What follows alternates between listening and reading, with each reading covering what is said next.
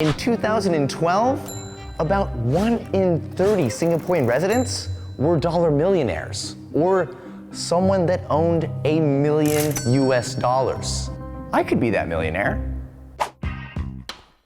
By 2017, it's estimated I'll have a 1 in 20 chance. That's a 5% chance of becoming a millionaire.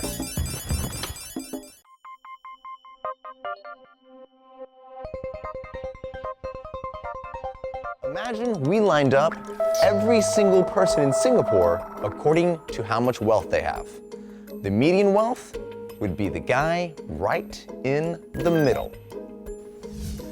According to Credit Suisse data, median wealth in 2015 is 140,000 Singapore dollars. What about average wealth? Credit Suisse took the total household wealth and divided it by every person in Singapore above the age of 20. The average wealth is 380,000 Singapore dollars. That's a difference of more than 200,000 Singapore dollars.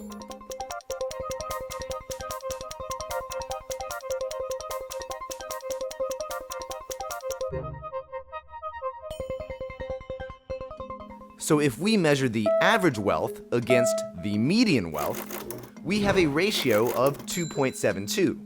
That would be our wealth gap according to Credit Suisse. So for example, if the distribution was equally balanced, right, so you have the same amount of poor and rich people, then the mean to median ratio would be 1 to 1.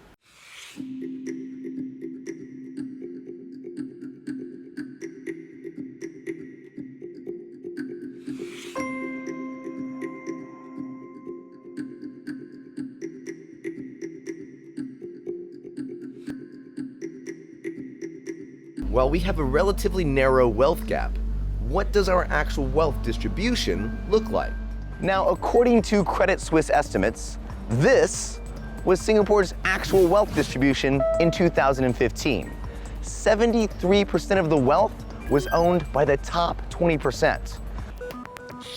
Imagine this is the entire wealth of Singapore in 2011. And according to Credit Suisse, this is how it was distributed to the top 20% to the bottom 20%. And this is how it's changed in the past 5 years. As you can see, it hasn't changed much. Considering how Singapore's wealth has grown in the past 5 years, everybody from the top to the bottom should be getting a larger slice, even if it's remained constant percentage-wise. But wait a minute. Remember this, the wealth gap ratio? It's the ratio of average wealth to median wealth in a country. It suggests that in Singapore, wealth inequality is rising and is the highest it's been in 5 years. But how can that be if the wealth distribution has remained fairly stable?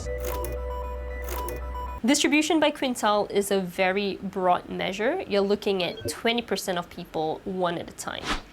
For example, within the top 20%, you have the 1%ers who are multi-billionaires and fly around on their private jets. And you have people like you and me who are earning a decent living, but we're still taking out mortgages for our homes. So even if wealth distribution by quintile remains stable, it is very likely and very possible that the top 1%'s share increased from 20% to 30%. So then if you slice it up by decile, you'd probably see inequality increasing. So the super rich might be pulling ahead of everyone else, which explains the widening gap. Documenting the gap is only the first step. Economists remain divided about its significance. As wealth inequality increases, it will create tensions and it will create problems in society. Wealth inequality tends to reflect your starting point in life. So if you're bright, you work hard, you have entrepreneurial ideas, you can create that wealth as well.